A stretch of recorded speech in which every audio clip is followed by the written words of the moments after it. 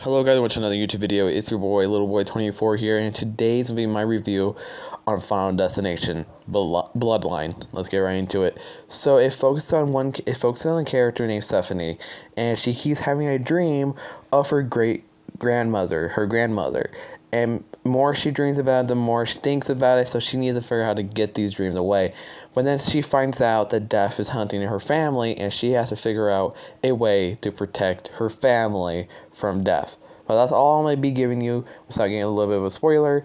And let's get right into it. So honestly, let's talk about the main thing, Final Destination Bloodline. The main thing I would say is the kills. If there was any relatable kills thing like could actually happen in our daily life, like going to an amusement park with a roller coaster, can you die from that? Yes, you can, definitely. How they showed it, pretty gruesome. Plane, you could definitely die from a plane. Logs in a car, you could definitely die from that. Bridge falling down, maybe. That doesn't happen that much, but it could reality happen one day you're on a bridge. So did I have anything like that? No. No, indeed not. I'm going to say no. There's reality in this movie. There is no way in hell this could even happen in your normal day life. Going to a roller coaster, going somewhere. And I mean, like, for real, in this part. Like, I think was this one, they kind of just went all out. Like they kind of said, yeah, you know what? Let's kind of give up on trying to make these kills so relatable in our life. Let's just actually just make it goofy. You know what I mean? Like, let's just spread it out. Let's just make death, killing people on purpose more than making it look like an accident. And this is what they practically did. Like, there is some death scenes, and it looks like it would be an accident, but at the same time, you just know it was just death doing that whole thing. Like, everything in it, like that. How could that even happen? Normal day of life, no. So these kill scenes, don't expect anything that's gonna be like, hey, this could happen and this could happen in this movie. If you're wanting to look for a movie that could actually happen in your real life daily, you would watch the past Final Destination movie. But if you're looking for something to be laughing about, like, oh yeah, if you're looking for something that has good kill scenes, but very much of a funny horror movie, this is definitely it. Out of the whole franchise, this has to be one of the funniest Final Destination movie. Every time they joked, every time there's something funny, I loved it. I laughed. There was a funny part that happens in the family room after someone dies, and they find out something. I'm not gonna spoil it, but that was hilarious when that character finds out. It was hilarious, honestly. Someone was allergic to peanut butter. That was funny. Like, there was jokes in it that was like good enough. Every joke they had made, it was funny. Every time they made a joke, it was funny. Something funny happened, it was actually funny. A lot of horror movies nowadays, they try to be too funny in it. Like, they're trying their hardest to make this funny, and when you watch the movie, you're like, was that supposed to be funny? Because it's never like that with a lot of horror movies nowadays. Before, it was easy to make something funny, like Scary Movie and stuff, but then more, they try more better. But this one, perfect. Character-wise, it was very much a good movie with the characters. Only thing I had a problem is how they did it with all the characters, because it's not just a group of people, it's a family. So, like, you have this side of the family and this side, because there's two siblings connected to this one, the grandmother and her two kids, and then their kids, and one has 3 kids and one has 2 kids. And because of that, you kind of have to be like, yeah, here's this grandma, and here's the brother, here's the sister, the mother and the father from these two families. Oh, you know what? Here's these 3 kids, and here's this 2 kids. Here's the main character part of that 2 kids. And that's the main 2 family members. There's 3 family members that's rally the main character, I say. It's Iris, and that's the grandma. What's her name again? Fudge. I searched this up on Google. Okay, Stephanie and Charlie. Those are really the main ones in this movie. And honestly, they were rushed. I think the only one that I understood more was the grandma. But at the end of it, they rushed her at the end of it, and they rushed everyone in it. They're like, "Oh, you need to know this character, so here's this little small detail. Oh, a new one. Here's another small little detail. Oh, here's another one, another one." And it's just like, and when something happens to a lot of them, you just like, oh, well, funny. Don't really care. It's just they rush the characters with it, and I'm not a big fan of it, but at the end of it, I don't think it was the worst thing. There's a lot of movies that rush a character. They died, and you're like, is that supposed to be emotional? Is that supposed to be this and that? With Final Destination, I don't really mind that because, definitely wants you to get to know the characters. So, me personally, I'm perfectly fine that that a lot of these characters were rushed.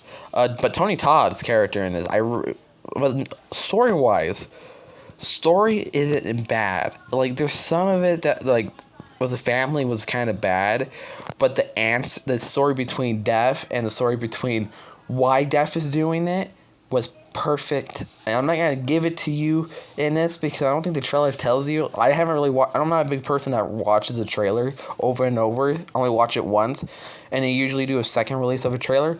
Sometimes I don't even watch a second release of the trailer. So if they did, I'm not still gonna not say it. But how they did it was Tony Todd's character, and how they connected it with everyone in the past movies. I loved it. I actually really liked how that detail, how they explained it. Perfect. They explained it perfect. They explained how Tony Todd character knows all this knowledge. Because honestly, I don't know, but it's just me. This guy really knows everything about Def. And you're like, you really think about it, how could this guy know so much about Def and how does he know do this and that?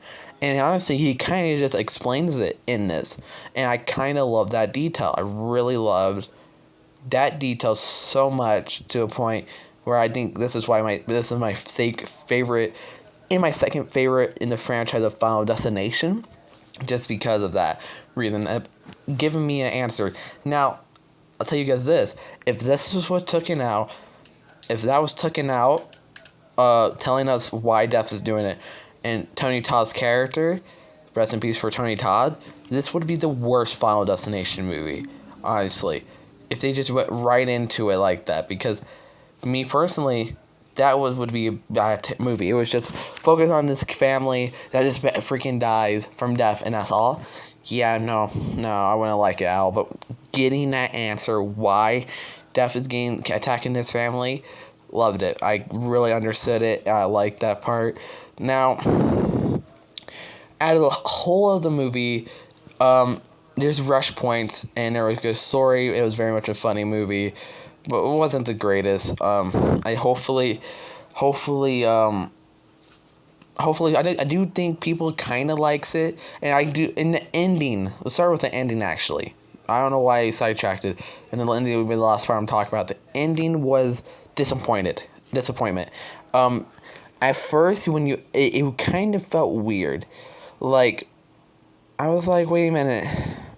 How they did it is weird. I don't really want to give you the ending, but I'm just going to say it's weird and bad at the same time.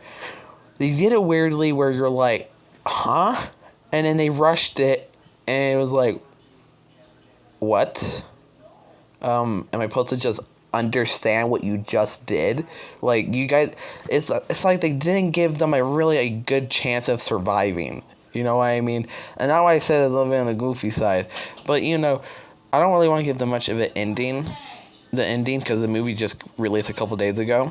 So, I know. I don't want to give it to you guys. But, yeah, honestly, the ending was weird. The start of the movie was good. The ending was kind of iffy.